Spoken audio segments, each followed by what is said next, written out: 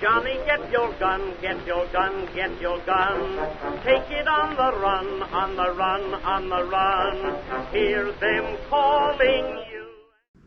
Hello, and welcome to Frontline Rejects. Today we're doing more expansion testing, and the round that we're going to be testing is Hornady's 130 grain soft point interlock, chambered in 270 Winchester short magnum. This round uses an interlock ring to lock the core and the jacket together. It's a non-bonded round, and we're very interested to see how well this performs in our high velocity 270 WSM. All rounds today, of course, will be fired through our Winchester Model 70. And make sure to stick around to the end of the video for my favorite part, the graphing, where we compare the impacts from each range fired, as well as some interesting figures. Thanks for watching. Feel free to like, share, and subscribe. Let's get started.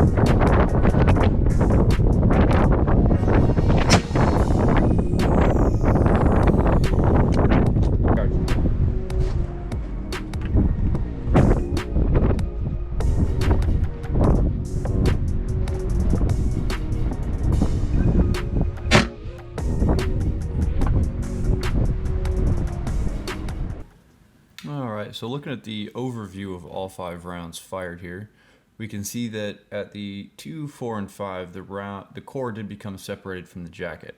And it's worth remembering that these rounds are traveling at about 3,050 feet per second. This is a cup and cable bullet, and the interlock ring did not prove effective at allowing the jacket to retain the core. However, we are testing these in a very difficult medium at a very high velocity. You could see different results if you were actually firing into game.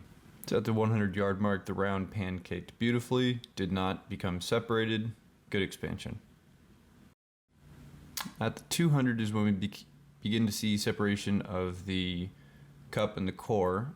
However, it's interesting to point out that similar to Hornady's ELDXs that we tested recently, while the cup and core did become separated, we did find the copper jacket at least 4 or 5 water jugs deep, so the jacket itself did penetrate pretty darn far.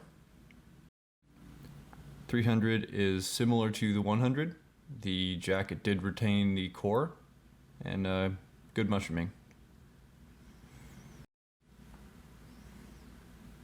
At the 400 we got some separation, and this was also reflected at the 500. Had some separation and then fragmenting. So looking at the graph here, we can see an expansion range of around 2.1 times to around 2.5 times the round's original size, which is pretty good, and that averages out to 2.27 average expansion.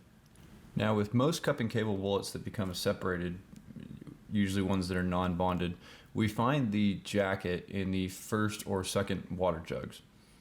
With this one, similar to Hornady's ELDX that we tested recently, the jacket itself penetrated to around the 5th jug. Normally with a round that separates upon impact, I don't really treat expansion as a good measure of that round's performance because that jacket's going to stop very shortly upon entry into game.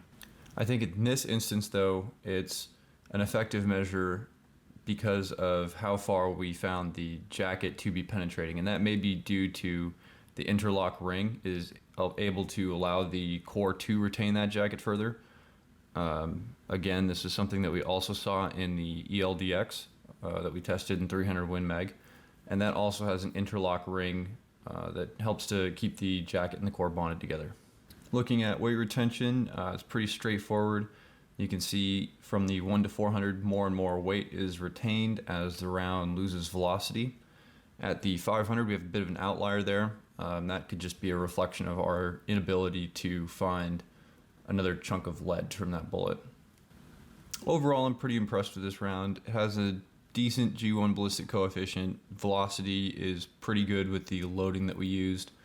The average expansion is excellent, 2.27, and Hornady does advertise somewhere in between 50 to 60% weight retention for their rounds. We got, for their interlock rounds at least, and we got 56.7%.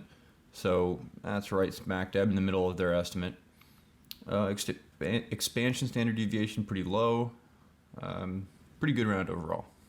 If you found this content useful, please like, share, and subscribe, and we'll see you next time.